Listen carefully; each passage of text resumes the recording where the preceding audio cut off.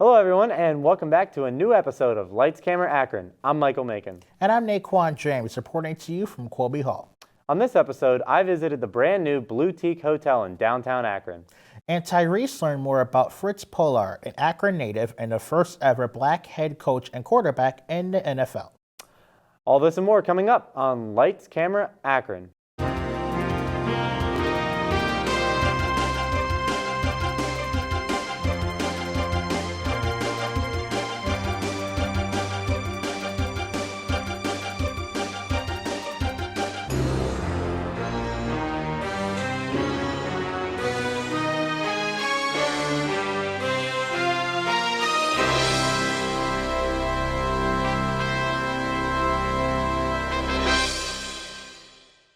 Recently in downtown Akron, the Grand Blue Teak Hotel opened their doors. Blue Teak is currently the only boutique hotel in the Akron area, and this place offers much more than just a room to stay. Michael Macon was there. Let's take a look. Hey LCA fans, this is Michael Macon, and today we're in downtown Akron in front of what used to be the United Commerce Center, but is now the brand new Blue Teak Hotel. Let's go inside, check it out, and see what it's all about. If you thought this place looked nice from the outside, just wait until you step inside. The marble floors and brass chandeliers give off an inviting and modern, but also retro touch. Tony Tropy, the developer, said it best himself. There's nothing standard about this hotel. Well, there's nothing standard about this hotel. It is not a boutique, it's a Blue Teak hotel. So it really ties in with our neighborhood, and our neighborhood is really probably the greatest amenity. It's the Historic Arts District. We're located right across the street from Akron's Art Museum. We're located right across the street from Maiden Lane, from the Blue Club, from the Bistro at Blue that's opening soon here, from Musica, from the Uncorked Wine Bar, the High Street Hop House. There's a great series of entertainment venues built right around a 1-minute walk, 5-minute walk from here that is giving you an opportunity to experience the best in visual, performing, and culinary arts. It's exciting because our friends locally that come and discover that location, or from friends that are coming for their first time to Akron. We had our first guest here stay with us January 6th, so it was a great way to start the new year, start the new decade, and it was a lively time because we got to share 71 of our rooms with 71 of our closest friends. Actually, it was more than 71, so we're excited about a new year and a new opening, and Blue is right here in the forefront of people's imagination. Not only is Blue in the forefront of imagination, but it is also in the heart of perhaps the most influential neighborhood in all of Akron. Whether it's music, arts, or cuisine, if you're staying here, you're in the right area. They're getting a really unique taste about the amenities that this neighborhood offers. We got 71 rooms, it's all mid-century modern. It's a snapshot in time of 1959. So we really kind of celebrate an era of history that was critical to the development of jazz and also a great history of Akron's development. And I must say, these rooms are gorgeous. The hotel as a whole, with its combination of neoclassic revival and mid-century modern with musical touches, is a sight to be seen. Next, Tony talked to me about some history behind the building and its days before becoming the Blue Teak Hotel. Well, this was originally built in 1923. It's a neoclassic revival building. It was built for the United Cigar Store Company, and that was a group that was growing across the country. They built over 2,000 stores between 1911 and 1930. This neoclassic building was really kind of laid out as an office building, and the first floor was a mercantile, retail, and cigar store company. So it's got rich history, and it's got a rich patina of wonderful terrazzo, marble, walnut interiors. So all of our updatings, our light fixtures and our accoutrements, all of our furnishings and fixtures and artwork kind of relates to that bit of mid-century modern art era. Aside from the history of the United Commerce Center and the design of Blue Teak, this entire arts and entertainment district surrounding the hotel has a rich history with the jazz music scene. We're right here at Main and Market, where we call it the Blue Zone. And the Blue Zone is really built around the history and the legacy of classic and traditional jazz. The rich history goes back to an era that the artists were traveling between New York and Chicago. So we attract regional and national artists to our jazz club, which is right across the street here at Blue Jazz. We've been recognized by Downbeat magazine, which is the Rolling Stone of the jazz world, rooted in Chicago, that we're actually in the top 100 jazz clubs in the world. So we are attracting artists on their way between New York and Chicago. When we bring in these regional and national acts, we got a place for people to come for dinner, stay for the music, and stay for the night. So we are attracting folks from Pittsburgh, from Columbus, Cincinnati, Philadelphia, Washington, D.C., all points in between because of the quality of the acts that we're bringing. So it was really important for us to create that Akron-based hotel that people would have a complete experience about how cool Akron really is and to really take things up a notch.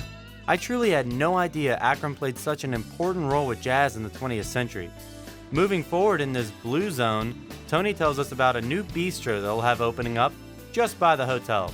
The bistro at Blue, we've redeveloped that building across the street to accommodate a 150-person jazz club, which is right below you. And above it, we have a great restaurant space that's going to be expediting a new exciting bistro menu that'll help people get in, get ready for their next event, get ready for their next meeting, get ready for the show. So it's fresh, hot, fast, friendly, and it's got a lively, upbeat happening that's consistent with the music that's going on around it. Count me down for that. As you can see, this place really is so much more than just a hotel. Being here is about being a part of history and indulging in the arts, the cuisine, and certainly the music scene. It's not just a new hotel, it's a new independently operated hotel that's truly built and developed by Akron's own. People who are excited about the historic nature of downtown. So it's an Acrocentric hotel, and it has that personality and flair that is really unique to the artists and art lovers that associate in and about this intersection. Well, we accommodate people for a night, for multiple nights, but people come here and they come to stay, and they may want to stay for a week. They may want to stay for a month. They may want to stay for a year because they're starting to see that Akron is a cool place for artists and art lovers, and it provides a great opportunity for entrepreneurs and creative knowledge workers. So our next chapter really is to continue the development of mixed-use residential space, building some of these office buildings we're taking and converting them into loft living, so that we're really providing an opportunity for folks to extend their stay. That's really the next chapter that's coming, because we've created a great base where people want to visit. Now we're creating a place where people want to stay. Well guys, our tour of Blue Teak has come to an end, but I hope you all enjoyed it. I know I did. It's really awesome to check out this place, and I hope a lot of you guys check it out yourself. This has been Michael Macon with Lights, Camera, Akron. You know, Michael, that place is really gorgeous. I'll have to check it out for myself sometime. Yeah, it was really stunning, Naquan, and I found it really interesting too to learn some history behind the name Blue Teak, because I didn't know what it meant. Most definitely. Well, it's time for our first commercial break, but we'll be right back with more in just a few.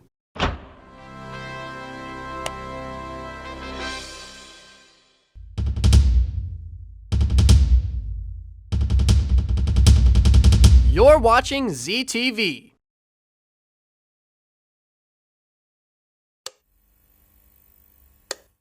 Welcome back to Lights, Camera, Akron, everyone. The College of Education recently held an open house so that students can learn more about the services and everything that they have to offer. Naquan was there. Let's take a look. The LeBron James Family Foundation College of Education is one of the largest colleges on the University of Akron's campus, second only to the Booker College of Arts and Sciences in terms of the number of graduates. What makes the college so unique is the various licensure area programs for students, amazing professors, and well-rounded centers, such as the Barker Center for Economic Education, Urban STEM Center, and the Center for Literacy. The Barker Center was finally established in 1974 after years of planning. Prior to having a center, financial literacy classes were taught here, followed by day-long seminars. Student assistant Shyline Exley explains the resources the center offers and the ways they plan on making it more digital. So we have a little bit of everything. Our resource, in terms of financial planning, financial literacy. In our resource library that we have here in the center, we offer resources from K through 12 on financial literacy, entrepreneurship, and global economic education. Again, these can be found in our resource library here in the center, but we're actually building an online resource library on our website, which should be rolled out in the next couple of months. Resources for your students to be successful is very important. When you have a center in a college that looks like a public library, you've known you've gone to the right place. And this is where the Center of Literacy comes in. This center primarily deals with early childhood and middle childhood education majors and their literacy courses. In the state of Ohio, they're required to take 4 literacy courses.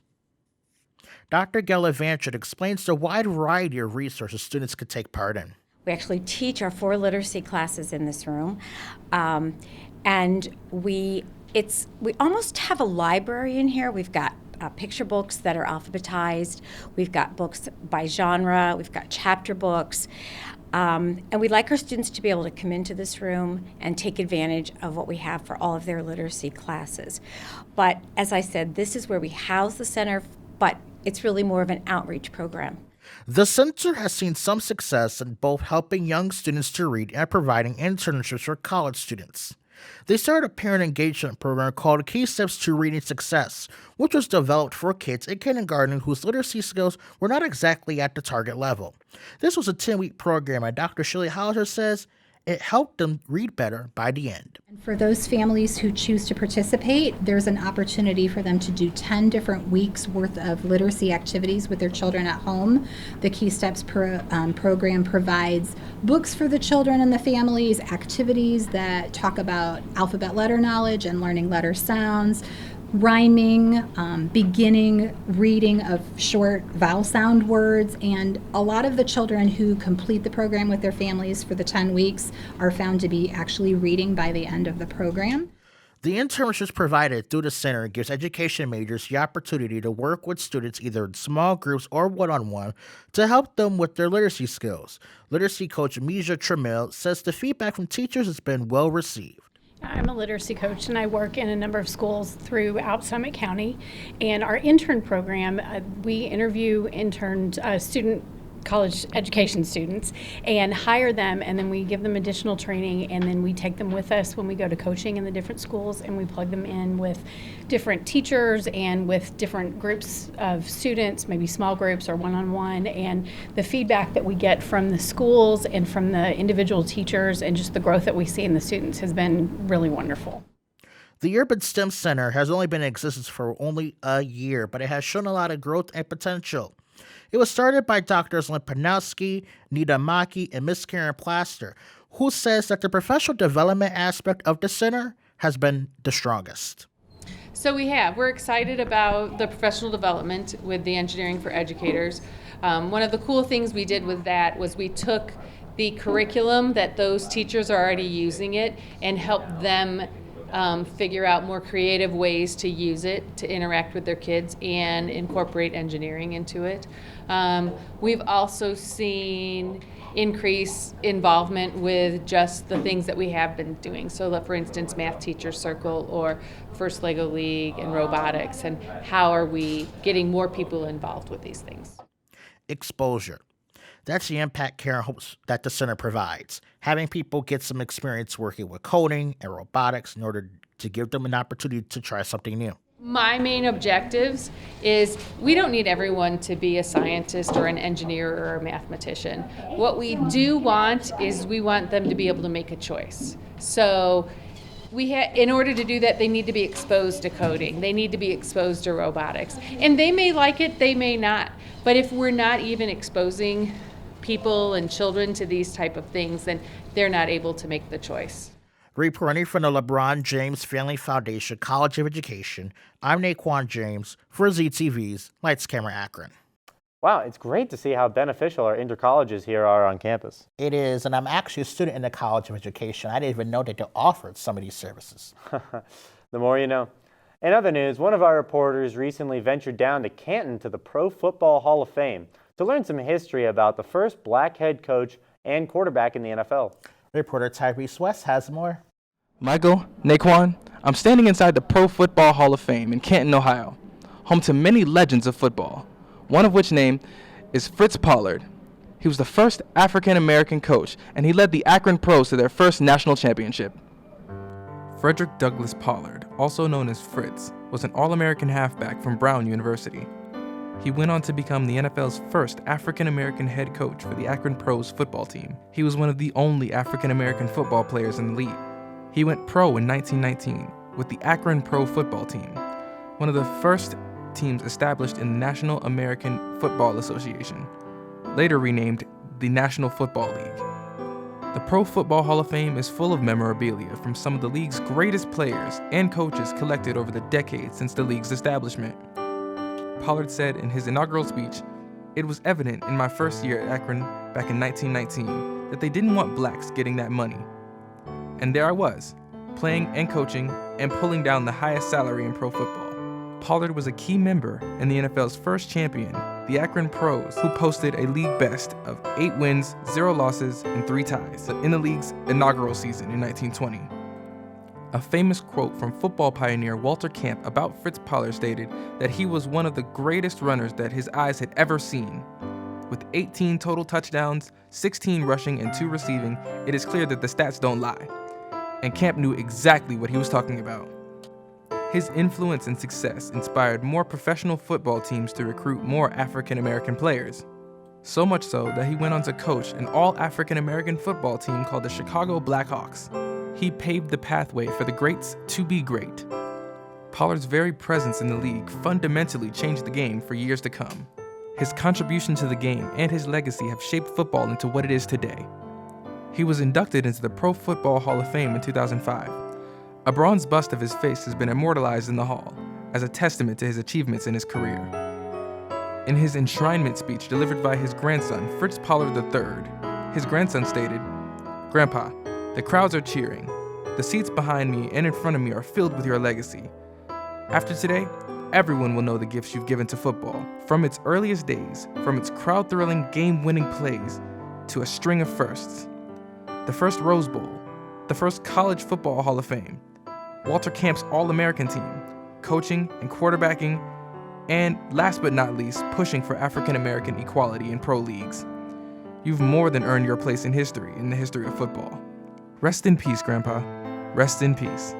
I would highly recommend taking a trip to the Pro Football Hall of Fame for anyone who loves football. The building has been beautifully remodeled. The staff is very kind and professional. It is located in Canton, Ohio. They also have a wide variety of merchandise available for purchase right there in the building. Today, football has improved into a national sport loved by millions of fans all across the nation. Football has become a symbol of unity, teamwork, courage, and inspiration for those who watch.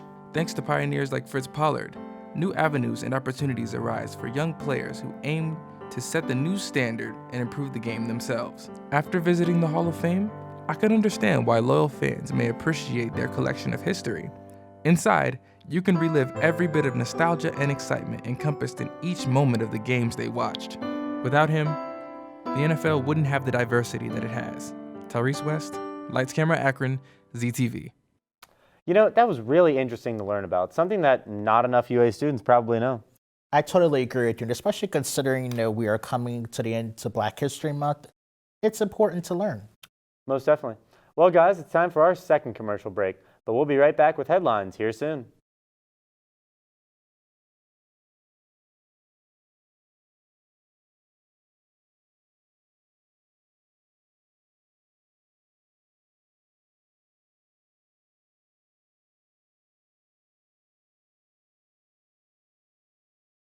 Welcome back to Lights Camera Akron, everyone.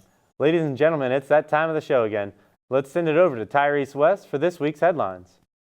Thank you, Michael and Naquan. Here are tonight's headlines. The University of Akron launches a fundraising campaign to honor its 150 years in higher education.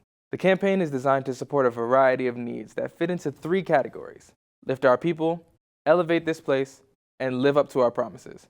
These categories are aimed to aid students in their tuition costs, faculty in research and equipment, and for campus enhancement. President Miller said, "It's all up to us to ensure that the University of Akron remains an institution of opportunity and distinction for generations to follow. We must celebrate and learn from our past as we plan for our future. The support and commitment of our community enables us to accomplish what John Bookbill set out to do 150 years ago when he established this university.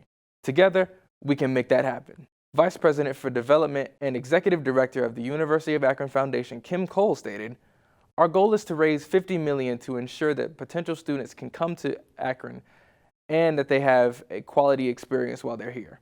Another $50 million will be raised to strengthen our faculty by recruiting, retaining, and empowering the people that make this place the best it can be every day. An additional $50 million in gifts will be meant to secure our future, cementing our status as a competitive urban research university and a place of innovative educational offerings. It is truly a testament to Akron's leadership legacy. Happy 150 years, Akron." Speaking of long history, Rethinking Race at the University of Akron celebrates 14 years of events at the university. Rethinking Race, a 2-week annual University of Akron event, has never settled for easy answers. Rethinking Race continues to impact the campus and invites attendees deeper into their understanding of issues of race. Running from February 24th through March 7th, Rethinking Race will kick off with a keynote from Dr. Jonathan Metzl, author of the best-selling book, Dying of Whiteness, How the Politics of Racial Resentment is Killing America's Heartland. Dr. Amy Shriver-DeRussy, Rethinking Race co-chair and professor of social science, said, "Race is America's elephant in the room. It's an uncomfortable topic. Our default is to ignore the topic and hope that the problems will go away. Obviously, that hasn't happened. Instead, our reluctance to address race thwarts our understanding and capacity to address these problems." Rethinking Race 2020 is a mix of the greatest hits and new activities. Some events like feature films, face-to-face conversations, and nationally known speakers have been around for years, according to DeRussy. This year, UA also boasts new programs like the Pecha Kucha storytelling event and a film festival competition. Well, that's all for tonight's headlines. For more information, you can always visit uakron.edu. Reporting for ZTV's Lights Camera Akron, I'm Tyrese West. Thanks, Tyrese. Well, unfortunately, guys, that's all the time that we have for this week's show. Don't go away, though, because we'll have more news coming up in no time. So stay in touch. Be sure to follow us on Twitter, Instagram, like us on Facebook, and subscribe to our YouTube channel at ZTV LCA for the latest. I'm Naquan James. And I'm Michael Macon. Thanks for watching Lights, Camera, Akron.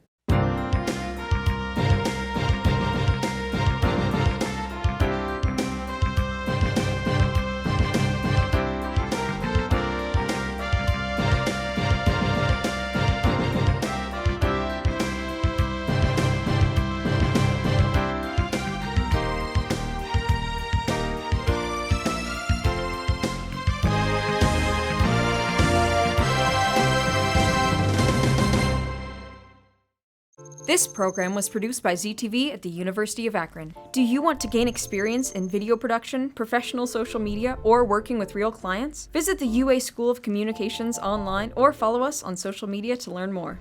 ZTV, make media, make a difference.